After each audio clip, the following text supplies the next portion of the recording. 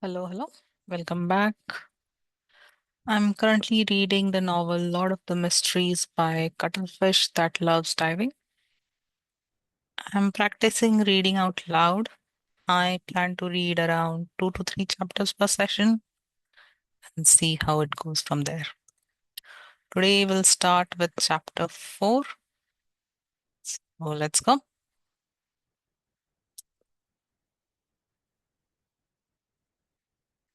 Chapter 4, Divination. Returning to his chair, he heard the faraway cathedral's bells chime again. It continued 7 times before Rui slowly stood up. He went up front to the cupboard and took out his clothes. A black vest with the matching suit, trousers that clung tightly to his leg, a half-top hat, and his faint scholarly air made Rui feel like he was watching an English drama set in a Victorian era. He suddenly muttered softly as he shook his head with a wry smile. I'm not going for an interview. All I'm doing is buying some ingredients to prepare for my luck enhancement ritual. Klein was so concerned about his impending interview that it became instinct. When he was not focused enough, he habitually wore his only decent set of clothing. After, after taking a breath, So Mingrui took off his suit and vest, switching to a brownish yellow coat. He also changed to a felt hat with rounded edge of the same color. With his outfit done, he walked to the side of the bed and lifted a square cushion.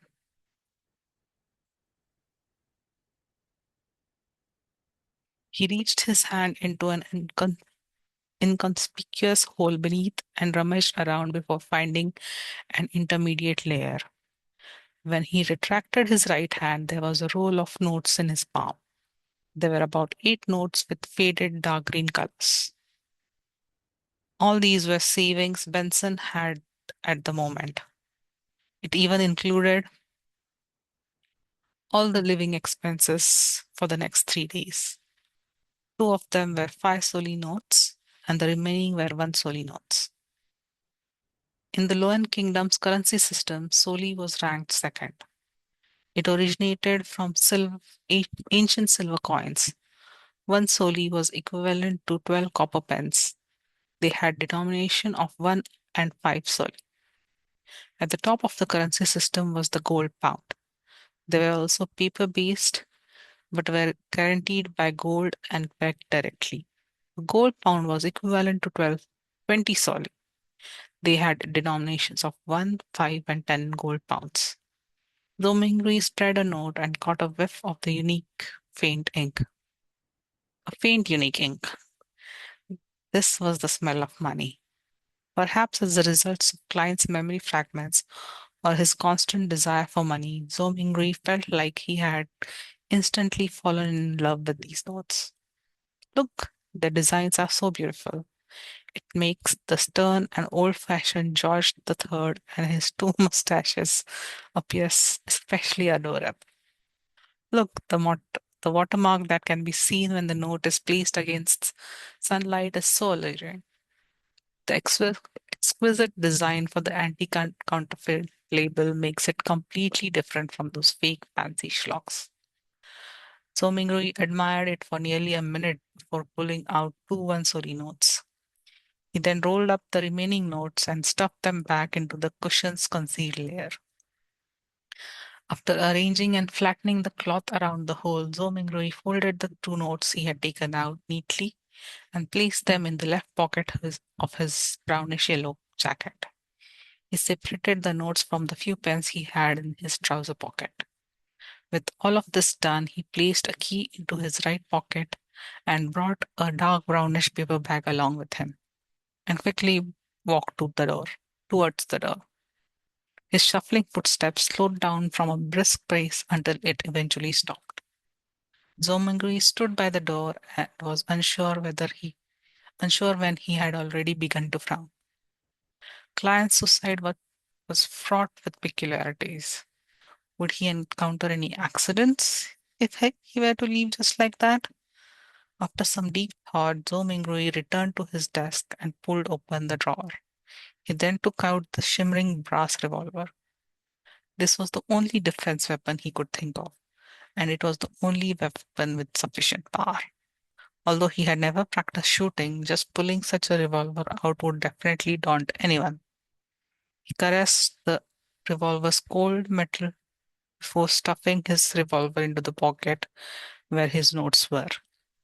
He clasped the money in his palm as his finger pressed into the gun's handle. It was, it was perfectly concealed. Feeling secure, he who knew a little of everything suddenly had a worry. Would I end up misfiring? Being deluged with such a thought, Zomingru quickly thought of a solution. He drew the revolvers and released the cylinder. He then aligned the empty chamber, which was a result of the suicide, along with the gun's hammer before closing it. This way, even if there was a misfire, he would discharge an empty round. After stuffing his revolver back into his pocket, Zomingri kept his left hand in there. He pressed down on his hat with his right hand and pulled open the door before leaving. The corridor during the day remained dim, as limited sunshine shone in from the window situated at the end of the corridor. Zomingru quickly went down the stairs and left the apartment before taking in the brilliance and the warmth of the sun. Although it was almost July, it was still considered the middle of summer. However, Tingen was situated north of Loen Kingdom, so it had unique climate characteristics. The highest annual temperature was not even 30 degrees on Earth, with even cooler mornings. However, the streets were awash with filthy water and strewn junk. From clients' memories, this was not a rare sight in low income communities, even if there were sewers. After all, there were just too many people, and people needed to survive.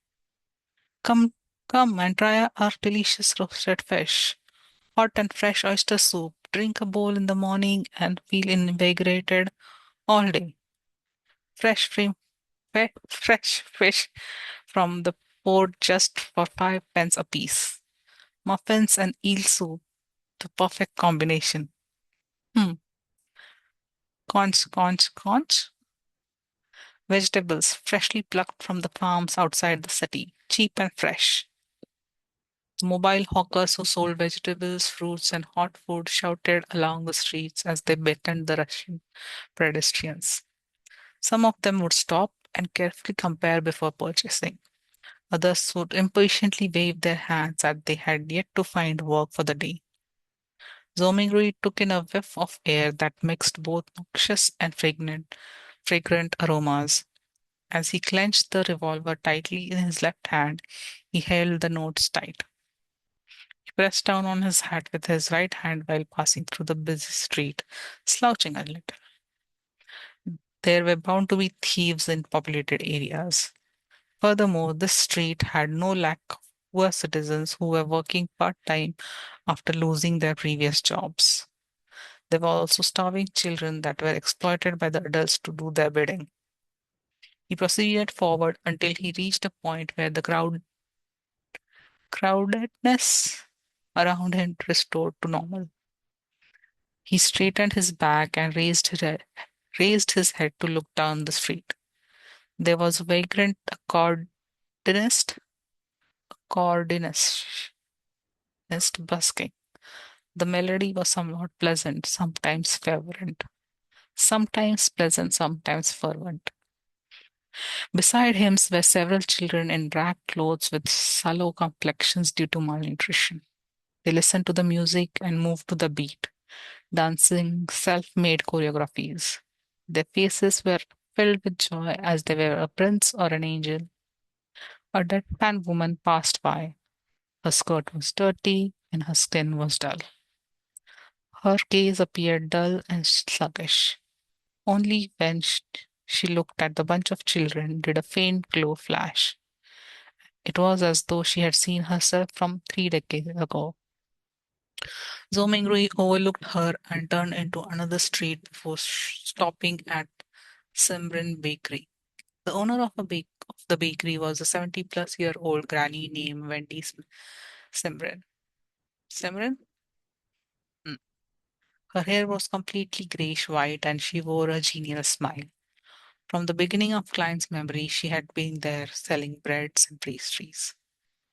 Oh, the Tengen biscuits and lemon cakes she bakes are very delicious. Zomingri gulped a mouthful of saliva and smiled. Mrs. Simran, 8 pounds of rye bread. Oh, dear Klein, where's Benson? Is he not back? Wendy asked smilingly. In a few more days, answered Zomingri vaguely. As Wendy took the rye bread, she sighed. He sure is a hard-working lad. He will have a good wife. On saying this, the corners of her lip curled up as she said playfully, all is good now. You have already graduated. You're a history graduate of our Koi University. Oh, you'll soon be able to earn money. You should not be staying in the apartments you are currently living in. At the very least, you should have a bathroom you can call your own. Mrs. Severin, you seem to be a young and energetic woman today. All Zoming could do was respond with a dry smile. If Klein were to be successful, in, if Klein if Klein was to be successful, if Klein were to successfully pass his interview and become a lecturer at Tingen University, it was true that his family would immediately be pushed to a higher socioeconomic status. In his in his memory fragments, he had once fantasized about renting a bungalow in the suburb. There would be 5 or 6 rooms, 2 bathrooms, a huge balcony upstairs, 2 rooms, a dining room, a living room, a kitchen, a bathroom, and an underground storage room on the first floor. This was not a wishful dream. Even a lecturer on probation at Dingan University would have a weekly salary of 2 whole pounds. After the probationary period, the salary would be raised to 3 gold pound and 10 solely. One had to know that despite working for so many years, Client's brother Benson only had a weekly salary of 1 pound and 10 solely. Ordinary workers at the factory did not even get a pound, or at best a little more. The rent was for a bungalow was about 19 solely to 1 pound and 18 solely. This is the difference between earning 3 to 4,000 yuan and earning 14 to 15,000 yuan a month. Zhou Mingrui mumbled to himself. However, all of this was under the premise that he passed either the Tengan University or the Backland University interviews. There were not many other opportunities. People without People without any connections were unable to get recommendations to become a public servant, and those who studied history were more limited in job opportunities. There was not much demand for private consultants from the aristocrats, banks, or industrial magnates. Taking into account that the knowledge client grasped was fragmented and incomplete, Zhou Mingrui felt awkward and guilty towards Mrs. Simran's expectations of him. No, I have always been this young, answered Wendy humorously. As she spoke, she packed 16 rye bread she had weighed down into paper bag that Zhou Mingrui had brought. She stretched out her right hand and said 9 pence. Every rye bread weighed about half a pound, as the differences were inevitable. 9 pence? Wasn't it 11 pence 2 days ago? Zomingri asked subconsciously. It cost 15 pence the month before the previous month. You have to thank the people who protested on the streets for the repeal of the Grain Act, said Wendy as she shrugged. Zomingri nodded in vague acknowledgement. Client, Client's memories regarding were incomplete.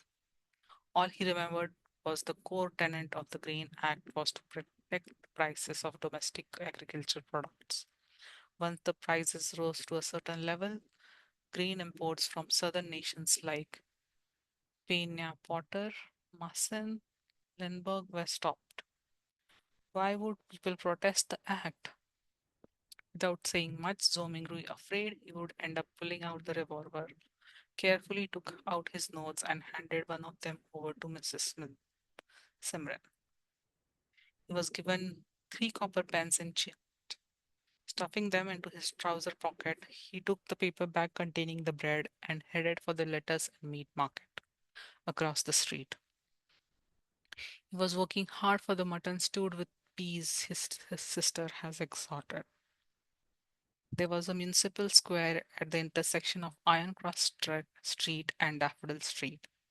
Many tents were erected there, and clowns dressed in odd, funny attires were distributing flyers. There was a circus performance tomorrow night. Zorum. Zoming Rui glanced at the flyers in the hands of others as he read their contents under his breath. Melissa would definitely like it. However, how much is the entrance fee? With that thought, Zoming Rui went closer. Just as he was just as he was about to ask, a clown with red and yellow painted face, a hoarse woman's voice sounded from beside him. Would you like to try a divination?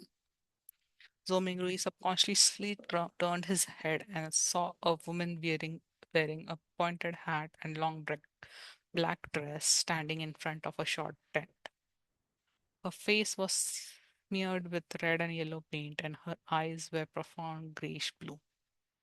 No, Zomingui shook his head in response. He did not have spare cash for divination. The woman laughed and said, "My tarot divination is very accurate." Tarot? Zomir- Zomingui was instantly dumbfounded. This pronunciation was almost identical to the tarot cards on Earth, and tarot cards from Earth were a set of cards used for divination. They just had graphics that represented different omens. Wait, he suddenly recalled the origins of tarot divination in this word. It did not originate from the seven orthodox gods, or was it an ancient legacy? Instead, it was created by the Intis Republics Council of that era, Rosel Gustav, more than 170 years ago. This Mr. Rosel invented the steam engine, improved the sailing boat, overthrew the Intis kingdom's imperial rule, and was recognized as the god of craftsmanship. He also became the first council of the Intis Republic. Later, he invaded other nations and placed Lemberg and other nations under his protection. He made the Loyan Kingdom, Peña Potter, Paysac Empire, and other powerful northern continent nations bow down to the Intis Republic. Following that, the Republic was then changed to an empire, and he became the self proclaimed Emperor Caesar. It was during Rossel's rule that the Church of Craftsmanship received its first public holy revelation since the Fifth Epoch. Ever since, the god of swordsmanship was changed to the god of steam and machinery. Rosell also invented tarot divination. He also established the contemporary system of paper-based cards and their play styles. There were many familiar styles that Somingrui was familiar with, such as Upgrade, Fighting the Landlord, Texas Poker, and Quint. In addition, marine fleets had sent out discovered a sea route that led to the southern continent to the stormy and turbulent seas. This also began the era of colonization. Unfortunately, he was betrayed in his old age. In the year 1198 of the Fifth Epoch, he was assassinated by the combined forces of the Church of Eternal Blazing Sun, former Intis royal family, the Sauron family, and other aristocrats. He eventually died in the White Maple Palace. This, to recall such general knowledge, suddenly made him facepalm. Could this be a transmigration senior? With this in mind, Zomingrui was intrigued to see what tarot cards look like. Therefore, he nodded at the pointy hat woman with a painted face and said, if the, well, price was reasonable, I'll give it a try. The woman immediately said with a laugh, sir, you're the first one here today, so it's on the house. Chapter 5 Ritual. Free? Free thing costs the most. Zomingri silently mumbled and decided that he would not purchase any additional services whatsoever. He would firmly refuse them all. If you are really that capable, try defining that I migrated here. With this in mind, Zomingri followed behind the woman whose face was painted red and yellow, stooping low to enter the low tent. The tent's exterior was extremely dark, illuminated only by several beams of light that managed to seep inside. Table covered with paper cards could be made out faintly in the low illumination. The woman with the sharp pointy hat was not affected by this at all. Her long black dress glided as though it was moving over water while she went around to the table. She sat on the opposite side and lit the candle. A dim yellow light flickered, causing the inside of tent to appear bright and dark at the same time. It instantly added a much more mysterious feel to the atmosphere. Zomingri sat down quietly, his gaze sweeping over the tarot cards on the table where he discovered familiar cards like the Magician, the Emperor, the Hangman, and the Temperance, etc. Could Russell have been a senior? I wonder if he was also a fellow countryman of mine. Zomingri mumbled to himself subconsciously. Before he could finish looking at the open cards on the table, the woman who claimed to have accurate divinations had already reached out her hands to gather all of the cards together. She stacked them into a deck and pushed it in front of him. Shuffle the cards first and cut the deck.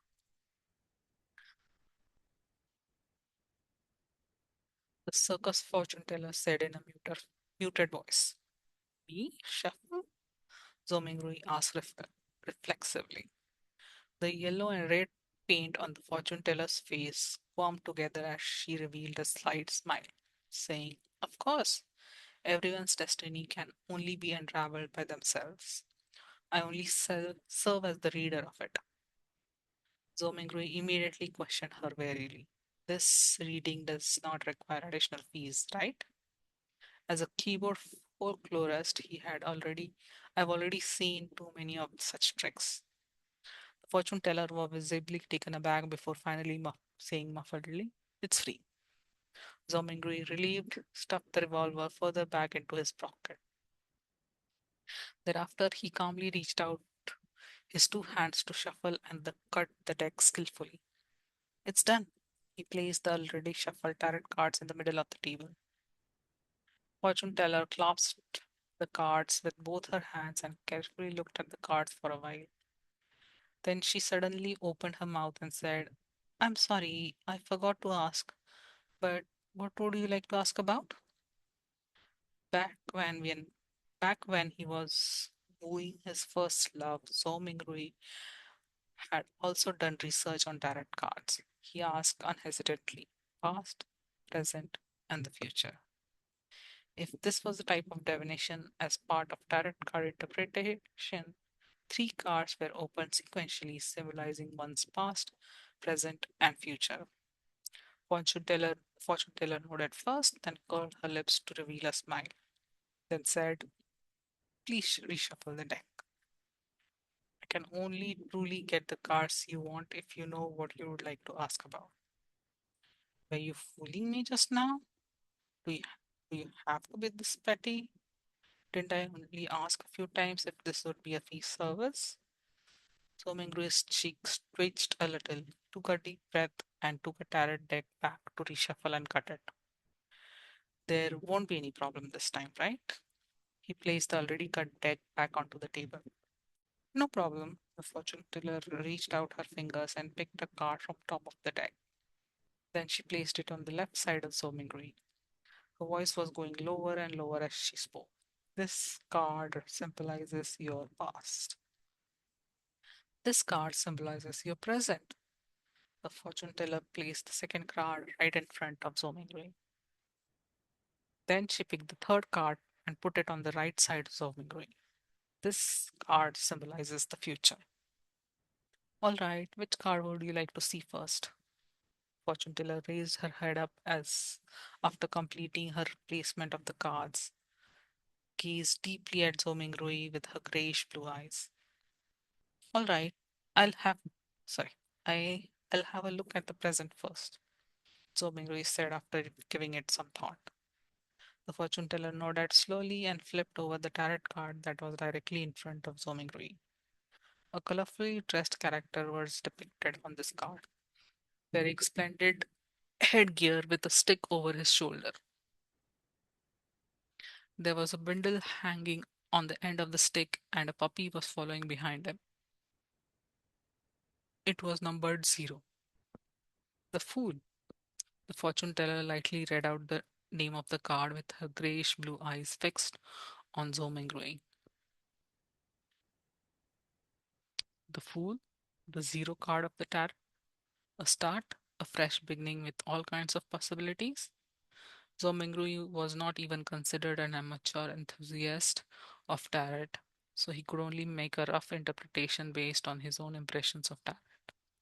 Just as the fortune teller was about to say something, the cloth curtains of the tent were suddenly lifted open. A ray of sunlight that shone in was so blinding that it caused the back-facing Zomingui to instinctively narrow his eyes. Why are you impersonating me again? It's my job to handle the divination for people. A woman's voice growled angrily. Return to your post quickly. You must remember you are just an animal trainer. An animal trainer? Zomingu's eyes were already had already adapted to the light by now. He saw a similar looking woman who was also wearing a sharp pointy hat in a black dress with her face painted in red and yellow as well. The only difference was she was taller and had a slimmer physique. The woman who was seated in front of him immediately stood up and said discontentedly, don't mind this. It's, it's just that I like doing this. But I have to say, my divination and interpretation can be really accurate sometimes. I'm serious. She spoke and lifted up her dress to go around from the side of the table before quickly trotting away from the tent. Sir, would you like me to interpret your cards for you? The real fortune teller looked at Zomingri and asked with a smile. Zomingri lips twitched and asked her sincerely, is it free? No, the real fortune teller answered. Then forget it. Zomingri pulled his hands back and put them into his pockets. He clutched the revolver and the money before stooping again to exit the tent. Damn, he actually got the animal trainer to be his fortune teller. Was an animal trainer who didn't want to be a fortune teller not a good clown? Zomingri very quickly put this matter behind him. He spent 7 pence at the lettuce and meat market for a pound of not so great mutton. Then he bought some tender broad beans, cabbage, onion, potatoes, and other items. Together with the bread that he bought earlier, he spent total of 25 copper pennies, which converted to 2 soldi and 1 pence. This, there is really not enough to go around for spending. Poor Benson. Not only had Zomingri spent the 2 notes he had brought with him, it was also necessary for him to top it up with the 1 penny he had in his pocket. He just sighed and did not think further about it as he hurried back home. With the staple food, he could now carry out the lung enhancement ritual. After the second floor tenants gradually left, Zomingri was still in no hurry to carry out the ritual. Instead, he translated the immortal Lord of Heaven and Earth for blessing and related phrases into the ancient Facesac language, as well as the Loan language. He was intending to try the ritual again the next day in those local languages if the original incantation did not take effect. After all, he had to take into consideration the differences between the two worlds. In Rome, do as the Romans do. As for translating into the ancient ritual prayer that used the dedicated Hermes language, Zhou had a difficult time completing it due to his lack of vocabulary. After reading everything, he finally took out the 4 loaves of rye bread. He placed one in the corner where the coal stove was originally, one at the bottom inner side of the dress mirror, one at the top of the cupboard where 2 walls met, and one at the right side of the study table where miscellaneous items were kept. With a deep breath, Zomingui came to the center of the room and spent a few minutes to calm himself. Then he took a solemn step forward and went in the counterclockwise direction in the shape of a square. When he took the first step, he chanted in a low whisper, "The immortal Lord of heaven and earth for blessings." Second step, he sincerely chanted, "The Sky Lord of heaven and earth for blessings." The third step, Zomingui breathed out a whisper, "The exalted Theurge of heaven and earth for blessing." At the fourth step, he spat out a foul breath and meditated in concentration, "The celestial worthy of heaven and earth for blessing." When he returned back to his original spot, Zomingui closed his eyes and waited in his place for an outcome. He had some anticipation in him, some unease, some hope, and some fear. Could he make it back? Was there going to be any effect? Could there be some unexpected situation? The darkness in front of him was tainted with the crimson light of hope. Zomingru's thoughts were swirling in his head and he was finding it difficult to quell it. It was at this time that he suddenly felt the surrounding air seems to stop, becoming thick and mysterious. Immediately after, a low whisper could be heard beside his ear that sounded at times real, at times sharp, at times imaginary, at times alluring, at times mani- maniacal, and at times crazy. He clearly did not understand the murmurings that went on, but Zomingru still couldn't help himself from wanting to listen to it and distinguish what it was saying. His head was in pain again. It was so painful that it felt like someone had stuck a steel drill rod into it. Zomingru only felt like his head was going to explode. His thoughts were filled with psychedelic colors. He knew that something was wrong and tried to open his eyes. However, he wasn't even able to complete such a simple action. His entire body was getting tighter and tighter, and it felt like he could just break apart at any time. At this time, a self mocking thought came up in Zomingru's mind. If you wouldn't die, if you couldn't code death. If you wouldn't die, if you didn't code death. Hmm. He could no longer bear it. Just as his mind was going to break, the murmuring of voices faded away and his surroundings became very quiet. The mood was an erratic one. It was not only the mood. Zomingui felt his own body going through the same sensations as well. He tried once more to open his eyes, an extremely easy task this time. A grey fog appeared over his eyes, haziness, vague, and endless. What's with the situation? Zomingui suddenly looked around him and then lowered his head down to discover that he was floating at the edge of an endless fog. The fog was flowing like water and was dotted with a lot of crimson stars. Some of them were enormous, while some were tiny, while others were tiny. There was a sense of them being hidden in the deep depths, while others floated over the surface of this water-like fog. Looking at the seemingly holographic sight, Zomingui reached out his right hand in a half confused, half exploring manner to try to touch the crimson star that was seemingly floating on the surface. He was trying to find a way to leave this place. When his hand touched the surface of that star, a watermark suddenly appeared from within his body and agitated the stars into a crimson burst. It looked like a dreamlike burning of flames. Zomingui got a fright from it. He retracted his right hand in panic and accidentally touched yet another crimson star. As a result, the star burst with splendid light as well. In turn, Zomingri felt his mind empty and his spirit dissipated. In the Loen Kingdom's capital, Backland, inside a luxurious looking villa at the Royal District, Audrey Hall sat in front of a dresser. The markings on it were antiquated and there was a cracked bronze mirror on the surface. Mirror, mirror, awaken. In the name of Hall family, I command you to awaken. She switched between many different sayings, but there was no reaction from the mirror at all. After more than 10 minutes, she finally chose to give up and pouted her lips in grievance. She said in a soft murmur, Father was indeed lying to me.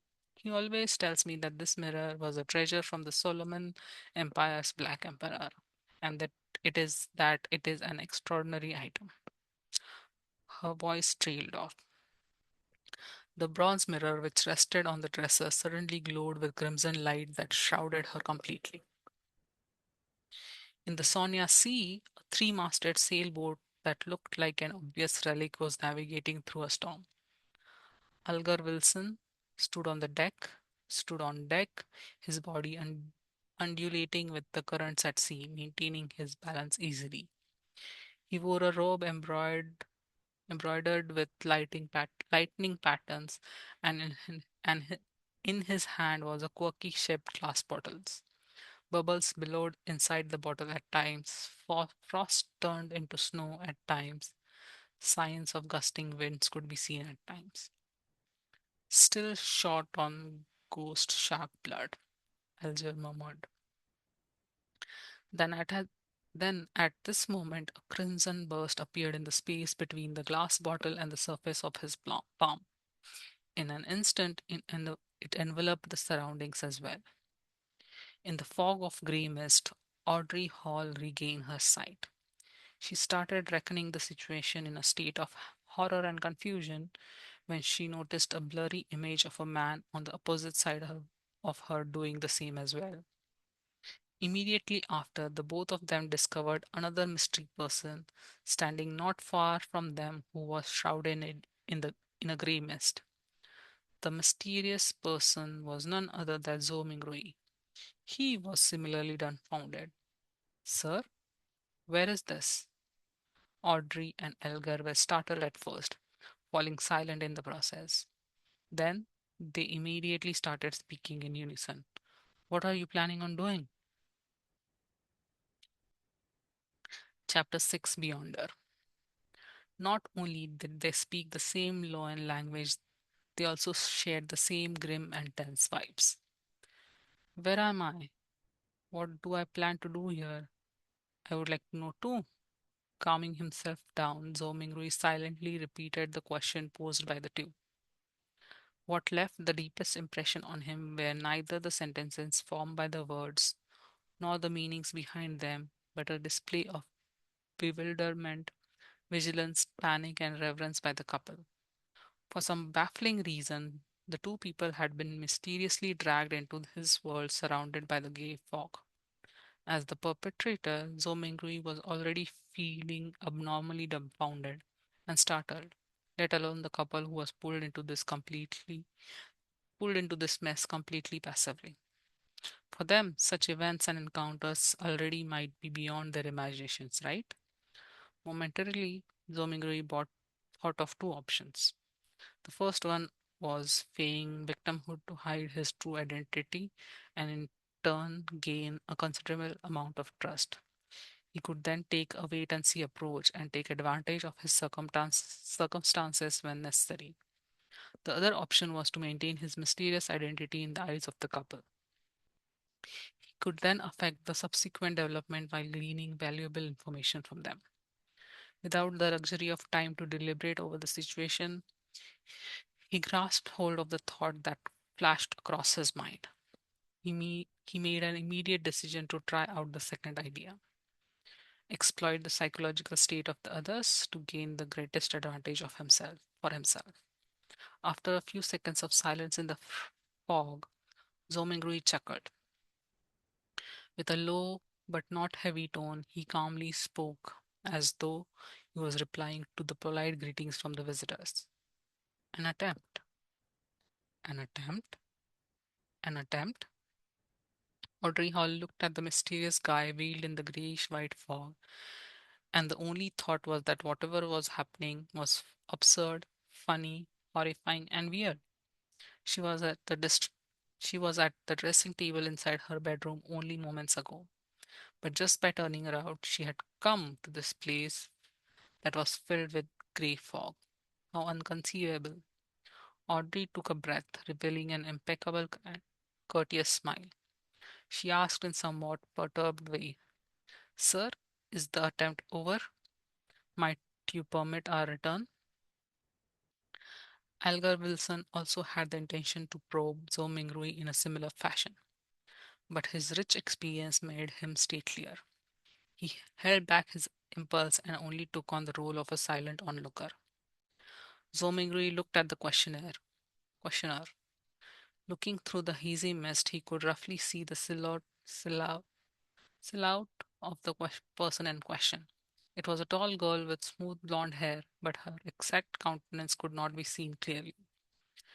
He did not rush to reply to the girl's question, but turned around to look at the man. He had messy dark blue hair as well as a medium stature that was not considered stout. Zomingru suddenly realized something. Once he became stronger or had deeper understanding of the foggy world, perhaps it was possible for him to see through the fog and discern the girl and the man. In this situation, they are the visitors, and I am the master. After changing his mindset, Zomingru instantly noticed the details he had neglected earlier on. The girl with the melodious voice, and the mature, withdrawn man both looked considerably incorporeal. Tinted by the faint crimson red, they resembled a projected image of two crimson red stars beyond the grey fog.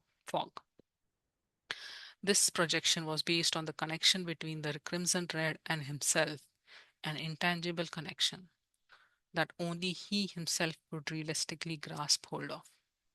The projection would disappear once the connection is cut, and the couple could return then. Zomingui nodded mildly and looked at the blonde, chuckling. Of course, if you make a formal request, you can return this very moment. When she did not identify any ill intentions from his tone, Audrey heaved a sigh of relief. She believed that since a gentleman who was capable of such miraculous things had given his word, he would definitely abide by it stringently. With her mind somewhat mollified, she surprisingly was in no hurry to request her leave. She rolled her bearded eyes left and right, which sparked an abnormal radiance. She said in an anxious, anticipative, and tempted manner, "This is such a wonderful experience. Yes, I have always been hoping for something like this would happen. I mean, I like mysteries and supernatural miracles. No, my point is, what I mean is that, sir, what can I do to become a beyonder?" She got more excited as she spoke, so much so that she was fumbling over her words. The dream that sprouted in her as a result of listening to thrilling fantasies as told by her elders finally saw the possibility of being materialized. However, with just a few words, she had already forgotten all her previous fears and horrors. Good question. I would also like to know the answer. So Mingui complained inwardly. He started to ponder an answer to the question to maintain his unfathomable image. At the same time, he felt that it was quite unbecoming of him to talk while standing. Shouldn't he be in a palace, sitting at the head of a long table on a mysterious high backed chair, engraved with ancient patterns, while silently observing his visitors? As soon as this thought surfaced, the grey fog started to churn, giving both Audrey and Alger a shock. In an instant, they saw a number of towering stone pillars around them. Above them was a vast dome that encapsulated them. This entire edifice looked magnificent, grand, and lofty, just like a legendary palace for giants. Directly under the dome where the grey fog gathered, a long bronze table appeared with 10 high-backed chairs on either side in a symmetrical arrangement, along with a chair on each of the two ends of the long table. The back of each chair The back of each chair dazzled and shone faintly with crimson red, drawing the outlines of weird constellation that differed from reality. Audrey and Alger sat face to face, sitting next to the seat of honor. The girl looked to her sides and could not help but mumble, "How fascinating!" "It is certainly fascinating." Zomingrui extended his right hand and caressed the edge of the bronze table a little while maintaining an unperturbed expression. Alger inspected the surrounding, and after a few seconds of silence, he suddenly opened his mouth and answered Audrey's question in place or of Zomingrui. "Are you from Loen? If you want to become a beyonder, join the churches of either the Evernight Goddess, the Lord of Storms, or the God of Steam and Machinery. The majority of us will not meet a beyonder our entire lives. This has caused churches and even some clergymen with some of the biggest churches to suspect the same. While this is the case, I am certain to tell you that beyonders still exist in courts, tribunals, and execution agencies. They are still fighting against the dangers that grow in the dark, only that their numbers are much fewer as compared to before and during the early days of the Iron Age. Zomingri listened attentively, but he tried his best to present himself as paying little attention to Elger's words, much like how he was listening to kids telling tough stories. Relying on clients' fragmented general knowledge of history, Zhou Mingrui, Zhou Mingrui clearly knew that the Iron Age referred to the current epoch, which was the fifth epoch which began 1349 years ago. Audrey silently listened to Alger finish his sentence before sighing. "Mister, I know all about what you just said. I even know more than that, including the Nighthawks, the mandated punishers, and the machinery hive mind. But I also don't want to lose my freedom." Alger gave a low sounding laugh and said vaguely, "You can't become a beyonder without sacrifices. If you don't consider joining churches and accepting their given challenges, you can only seek the royal families and the few nobles with family histories for more than 1,000 years. If not, you can only rely on your luck to search for clandestine evil organizations." Audrey puffed her cheeks subconsciously and looked around in a fluster. After confirming that both the mysterious man and Alger did not notice her cheek tick, she pressed, "Are there no other solutions?" Alger sank into silence. About half a minute later, he turned around to look at the mysterious man who was watching the two of them in silence. Realizing that Zomingru had no plans to make any comment, he looked back at Audrey and said with deliberation, "I have two sets of sequence 9 potion formulas." "Sequence 9?" Zomingru muttered to himself. "Really? Which two sets?" Audrey clearly knew what sequence 9 potion formulas meant. Alger leaned back slightly and replied unhurriedly, "As you know, humanity can only depend on potions to become real beyonders. While potions, the names of the potions come from the blasphemy slate. After constant translation into Jotun, Elvish, and the ancient and modern Hermes and ancient Fesak, they have undergone changes to match the day and age of that era. The essence is not in their names, but whether they portray the core characteristics of the potion. I have a sequence 9 potion named Sailor. It enables you to have excellent balancing capabilities. Even if you were on a boat in a rainstorm, you will be able to walk as freely as though you were on the land. You were on land. You will also gain immense strength and illusionary, illus, illusory scales under your skin. They will enable you to swim like a fish and be difficult to catch.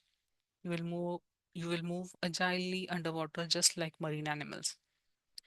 Even without any equipment, you will be able to easily submerge underwater for at least 10 minutes. Sounds great. Keepers of the Sea from Lord of Storm. It was called by that name in the past. Alger did not pause and continued. The second sequence 9 portion is called the Spectator. Although I'm not sure what it is called in the past, this set of portions enables you to have an exceptionally sharp mind with acute observational abilities. I believe you can understand what spectator means from watching operas and plays. Just like an audience, spectators judge the actors in secular world, catching a glimpse of the real thoughts of them through their emotions, conduct, and mantras. At this point, Alger emphasized, you must remember, regardless of whether you are an extravagant, you must remember, regardless of whether you are at an extravagant banquet or a crowded street, spectators can only be spectators forever. Audrey's eyes shone as she listened and spoke after a long while. Why? Although this is a follow up question, I think I have fallen in love with this feeling of being a spectator. How can I get this fortune formulas? What can I use to trade with you for it? Alger looked like he was already prepared as he said in a deep voice, the blood of ghost shark, at least 100 milliliters of it. Audrey nodded her head excitedly, but she subsequently asked worried, if I can get it, and I'm saying if, how do I hand it to you? How can you promise me that you can give potions formula to me in return for the ghost shark's blood, as well as the authenticity of the formula? I'll just say it calmly. I'll give you an address. I'll mail the formula to you or tell you directly here once I've received the blood of the ghost shark. As for promises, I think both you and I can feel assured under the witness of this mysterious sir. As he said, as he said this, he swept his eyes towards Rui, who was sitting up straight at the seat of honor. Sir, the fact that you brought us here shows that you have tremendous strength unimaginable to us. Neither of us would dare violate a promise with you as a witness. That's right. Audrey's eyes sparkled and agreed with excitement. From her perspective, the mysterious gentleman who had unimaginative abilities was definitely an authoritative witness. How could I or the guy opposite me dare trick him? Audrey half turned her body and looked at Zomingui earnestly. Sir, please be a witness of our trade. At that moment, she then realized that she was all too impolite, having forgotten all along to ask a particular question. She then asked hurriedly, Sir, how should we address you? Algernon nodded slightly and echoed the same question in a serious manner. Sir, how should we address you? Zhou Mingrui was taken aback. He gently rapped his fingers on the bronze table. The content of earlier divination flashed across his mind suddenly. He leaned back. He leaned back, withdrew his right hand, and crossed his 10 fingers, placing them below his chin. He gave the duo a faint smile. You can address me as.